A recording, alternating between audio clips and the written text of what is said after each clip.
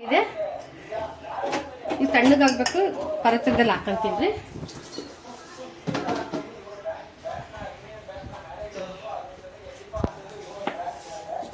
ತಣ್ಣಗಾಗಬೇಕು.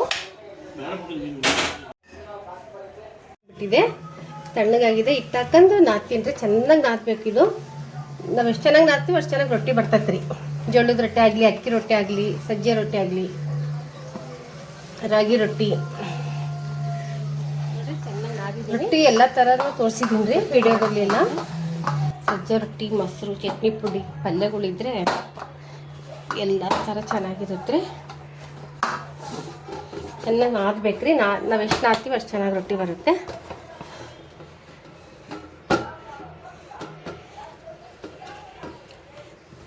ಇವತ್ತು ಅಮ್ಮ ಬರ್ತಿದ್ದಾರೆ, ಹಂಗಾಗಿ ಸಜ್ಜೆ ರೊಟ್ಟಿ ಪಲ್ಯ ಮಾಡ್ತಿದ್ದೀನಿ ರೀ.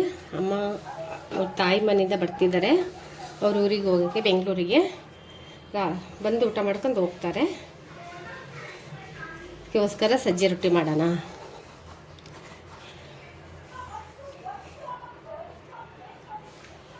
ನೋಡಿರಿ, ಫಸ್ಟಿಗೆ ಒಂದಿಷ್ಟು ಹಾಕ್ತಿದ್ದೀನಿ ರೀ. ಯಾವ್ದು ರೊಟ್ಟಿ ಮಾಡಲಿ ಫಸ್ಟಿಗೆ ನಾನು ಹಾಕ್ಬಿಡ್ತೀನಿ ರೀ.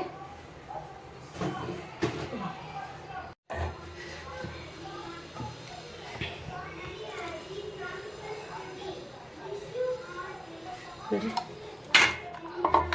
ಸ್ವಲ್ಪ ಬಡಿತೀನಿ ರೀ ರೊಟ್ಟಿನ.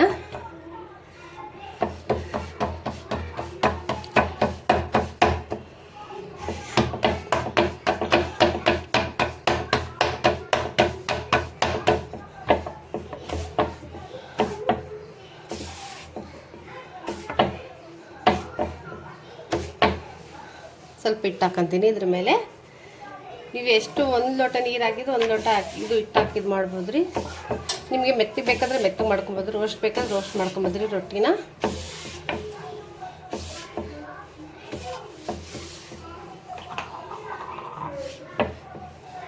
ರೊಟ್ಟಿ ತಿರ್ಗಲ್ಲ ಅಂದರೆ ಸ್ವಲ್ಪ ಕೈಗೆ ನೀರು ಹಚ್ಕೊಬೋದು ರೀ.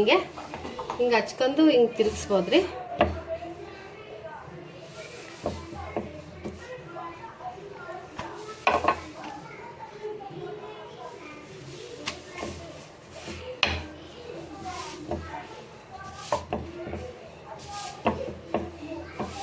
ನಿಮಗೆ ಸಣ್ಣ ಬೇಕಂದ್ರೂ ಮಾಡ್ಕೊಬೋದು ರೀ. ನಾನು ದೊಡ್ಡದು ಬೇಕಂದ್ರೆ ಮಾಡ್ಕೊಬೋದು ರೊಟ್ಟಿ. ನಿಮ್ಗೆ ಯಾವ ಸೈಜ್ ಬೇಕು ಆ ಸೈಜ್ ಮಾಡ್ಕೊಬೋದು ರೀ. ನೋಡಿರಿ, ಹಂಚಿ ಕಾದಿದೆ.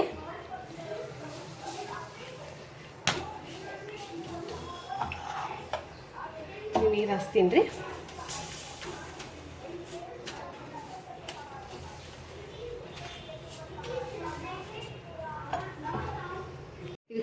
ಹಾಕಿದ್ದೀನಿ ರೊಟ್ಟಿ.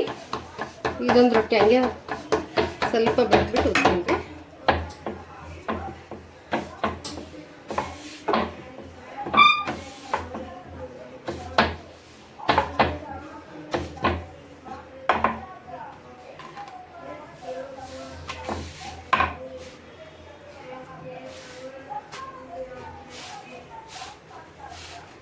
ನಿಮಗೆ ರೋಸ್ಟ್ ಬೇಕಾದ್ರೆ ರೋಸ್ಟ್ ಮಾಡ್ಕೊಬೋದು, ಮೆತ್ತಗೆ ಬೇಕಾದ್ರೆ ಮೆತ್ತಗೆ ಮಾಡ್ಕೊಬೋದು ಸಜ್ಜೆ ರೊಟ್ಟಿ.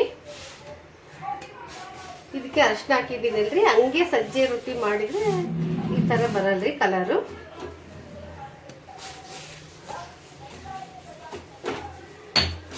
ನೋಡಿ, ಸಜ್ಜೆ ರೊಟ್ಟಿ ರೆಡಿಯಾಗಿದೆ. ಪ್ಲೀಸ್ ಲೈಕ್ ಮಾಡಿ, ಸಬ್ಸ್ಕ್ರೈಬ್ ಮಾಡಿ, ಫುಲ್ಲು ವಿಡಿಯೋ ನೋಡಿರಿ. ಸಜ್ಜೆ ರೊಟ್ಟಿ